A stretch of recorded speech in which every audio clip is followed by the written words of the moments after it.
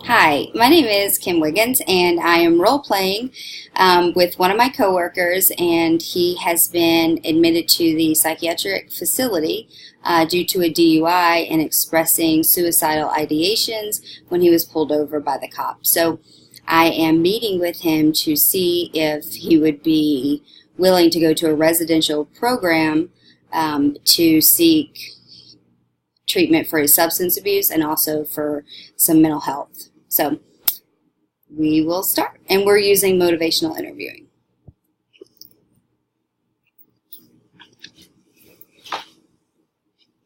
Hey, Stephen. Hello. How are you? Good. How are you? Good, good. What brings you here today?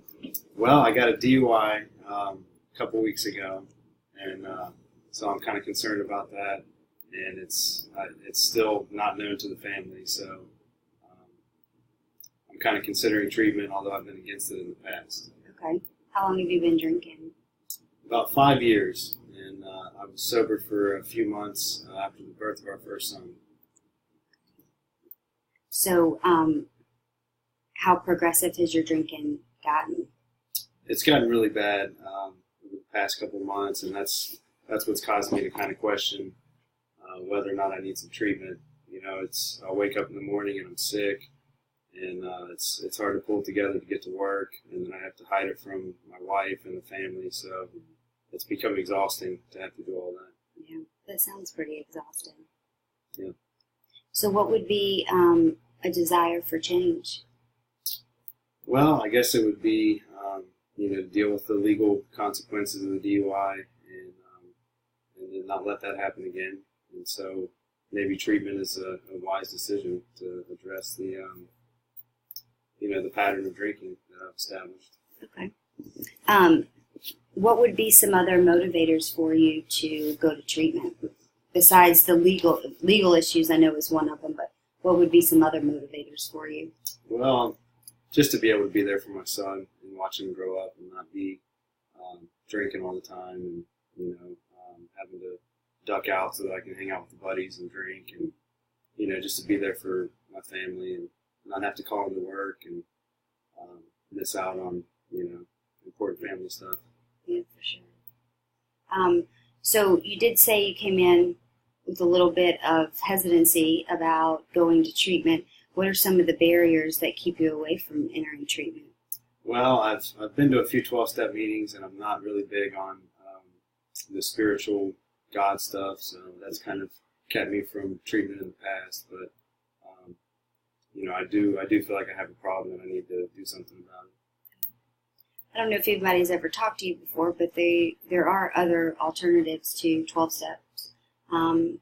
There's smart recovery therapy, meeting with psychiatrists to work on medication management and that sort of thing. So, and maybe you were at a different place at that time that it could work. Well, that's good to know there's options. Yeah. If you were to choose a facility, what would be one of the places that would draw you to it? And what would be some of the interest?